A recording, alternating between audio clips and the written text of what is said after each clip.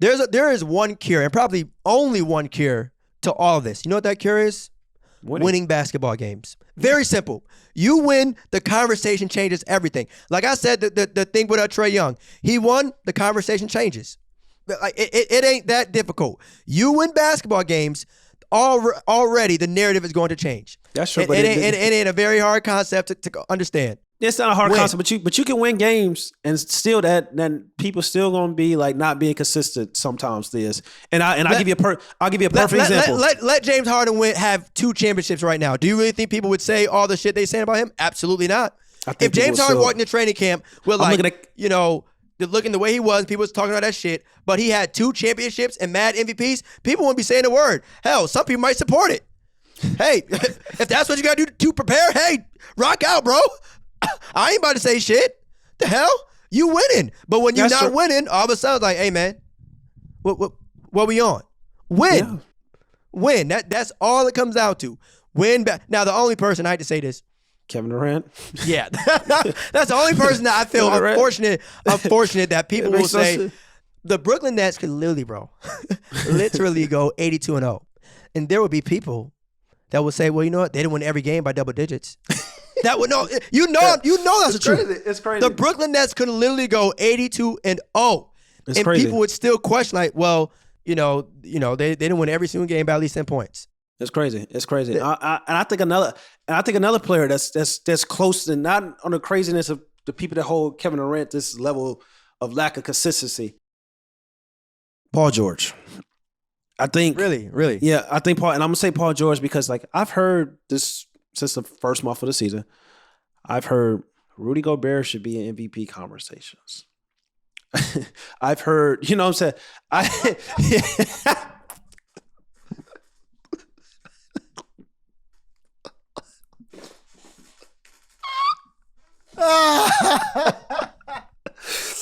I've heard Rudy Gobert should be in conversations. I've heard DeMar DeRozan should be in conversations. I've heard certain people's names should be in conversations where I'm just like, God damn. Like, I know that Paul George finished top 3 one year with the Oklahoma City Thunder. But when it comes to like lack of disrespect and lack of consistency, Paul George averaged 27, 8, and 5. 27 points, 8 rebounds, 5 assists. He shoot like 45 from the field, 36% for the 3-point line.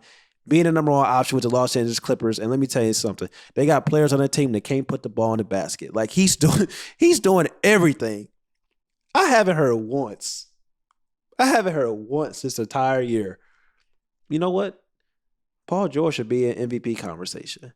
And I don't know if it's just like I said, the lack of consistency or just the hatred is just so like people just hate Paul George so much, but it's just kind of like that's a player that I look at like Kevin Durant. It's just like, I don't even know if Paul George can win a championship. I still think people will be criticizing Paul George because like for whatever reason, it's just certain players that people don't necessarily gravitate to and they just hate for whatever reason. I feel like Paul George, I'm just using this MVP conversation to talk as they said. How the hell do you have Rudy Gobert? And this is the NBA. This is not like just your typical NBA Central or like Twitter account. Like the NBA had Rudy Gobert at the head, like top 3 at one point of MVP being the MVP conversation, MVP front runners based on the first 2 weeks of the season. I'm just like, wow. It's crazy to me, bro. It's crazy. I don't know. It's different. It's different. It's different. I don't know.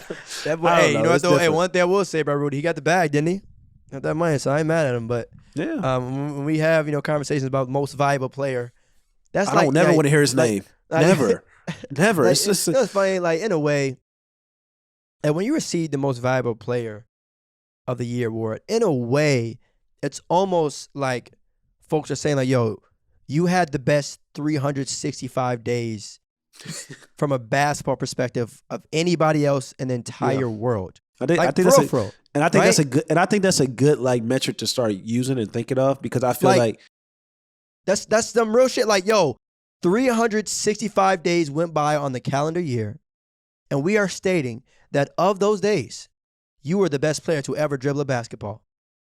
And if we are sitting here saying that, I won't throw anybody under the bus, but if that young man were to be mentioned, I mean, did the other Never mind. Anyway, should Paul George be an MVP? That's what it is. Should Paul George be an MVP? Is he in the conversation? Yes. I think so. I think what it is too, outside just people not giving flowers, I think also people don't like to pay attention. Right? People not watching games. That's what it is. People don't like to pay attention when guys are playing well, right? People, just for whatever reason want to ignore that. But let a brother shoot, 2 for 12 from the floor, right? Let a brother lose 4 straight games. All of a sudden, Twitter get active. Yeah, Twitter get real active when certain players don't play well. They get active. But going a little 7-game win streak, it ain't 10. You know what I'm saying? Or better yet, my favorite one, they had an easy schedule. Oh, they won though. Yeah. They won. Right? Because if they lost, the energy would be high. That's only for certain players. I hate to say it, but facts. These are facts. Energy, that's what I'm saying. Like the lack of consistency. Like Paul George has been special this whole year. Like but his entire career, not just this year. He's been the number one option. He's been better when he's been the number one option. Like I hate to say it, like when Kawhi went down, that was a blessing in disguise for Paul George because Paul George got to go back to doing what he does best, being a number one option, having the offense run through him, having that rhythm all the time because you know that I'm going to get the ball when I need to get the ball. I'm going to get it to my spots. I'm going to be able to make plays for myself or for others.